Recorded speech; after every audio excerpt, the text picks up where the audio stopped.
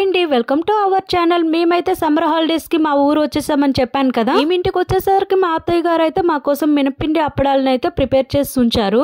అయితే మా అత్తయ్య గారు ఏమో మాకు ఒక చిన్న చిట్కా చెప్పారు. ఆ చిట్కా అయితే చాలా బాగా యూజ్ అయింది. అలానే మినపిండి అప్పడాలు చేసిన వాళ్ళకి ఎవరికైనా యూజ్ అవుతుందని ఈ వీడియోని అయితే చేస్తున్నాను. మినపపిండి అప్పడాలు చేసిన వాళ్ళు ఎవరైనా సరే తప్పనిసరిగా బియ్య పిండిని యూజ్ చేస్తారు. ఎందుకంటే బియ్య పిండి వేసిన తర్వాత దీన్ని అప్పడంలా అయితే మనం ప్రిపేర్ చేయగలం. అప్పుడు ఏమవుతుందంటే ఆ పిండి అంతా కూడా ఈ అప్పడానికి చేరిపోతుంది కదా. అప్పడాలు ఎండిన తర్వాత ఒక క్లాత్ పెట్టి తుడిచినా సరే ఆ పిండి అయితే అస్సలు వచ్చేది కాదు. అలా రాకపోవడం వలన మనం అప్పడాలు ఆయిల్లో వేయించామంటే ఆయిల్ మొత్తం కూడా నల్లగా అయిపోయేది. ఆ ఆయిల్ దేనికి కూడా యూజ్ అయ్యేది కాదు.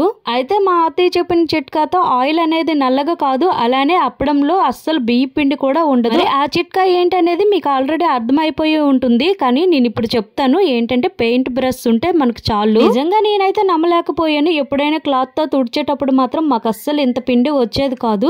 కానీ బ్రష్ తో తుడిచామంటే చాలు పిండి మొత్తం కూడా వచ్చేస్తుంది. చాలా బాగా బ్రష్ అయితే యూజ్ అయింది మాకైతే. మా అత్తయ్య గారు చెప్పేటప్పుడు అయితే మాకేం వద్దు, క్లాత్ తో తుడుస్తామని చెప్పాము. కాకపోతే మా అత్తయ్య గారు మా కళ్ళ ముందే ఒకసారి తుడిచి చూపించారు. ఇక వెంటనే మేమైతే ఒక్కొక్కరం ఒక్కొక్క బ్రష్ పట్టుకొని చక్కగా తుడిచేసాము. నిజంగా ఈ చిట్కా మాకు చాలా బాగా యూజ్ అయింది. అలానే మీకు కూడా యూజ్ అవుతుందని అనుకుంటున్నాను. మేమైతే చాలా త్వరగా ఈ అప్పడాలన్నింటినీ కూడా క్లీన్ చేసేసాము.